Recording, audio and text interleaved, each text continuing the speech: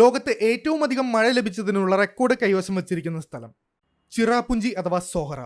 ധാരാളം വെള്ളച്ചാട്ടങ്ങളും മലകളും അരുവികളും ഇൻഡിജീനിയസ് ആയിട്ടുള്ള ആൾക്കാരും താമസിക്കുന്ന ഈ ഒരു സ്ഥലം മേഘാലയയിലെ ഈസ്റ്റ് ഖാസി ഡിസ്ട്രിക്റ്റിലാണ് ഉള്ളത്. ബൈക്കിൽ വന്നതുകൊണ്ട് തന്നെ മഴയില്ലാത്ത സമയം നോക്കിയാണ് ഞങ്ങൾ എത്തിയത്. അതുകൊണ്ട് മേജർ വാട്ടർഫോൾസിലേക്ക് വെള്ളം കുറച്ച് കുറവായിരുന്നു. 7 സിസ്റ്റേഴ്സ് വാട്ടർഫോൾസ് ആണ് നിങ്ങൾ ഈ കാണുന്നത്. പക്ഷേ ഏത് സമയത്ത് വന്നാലും വെയ്സോഡോങ് വാട്ടർഫോൾസ്, ബാംബു ട്രെക്കിംഗ് തുടങ്ങി കാഴ്ചകൾക്കും എക്സ്പീരിയൻസിനും ഇവിടെ യാതൊരു പഞ്ഞവുമില്ല. ഇവിടെ ഞങ്ങൾ ആദ്യം പോയത് മൗസ്മെയ് കേവിലേക്കാണ്.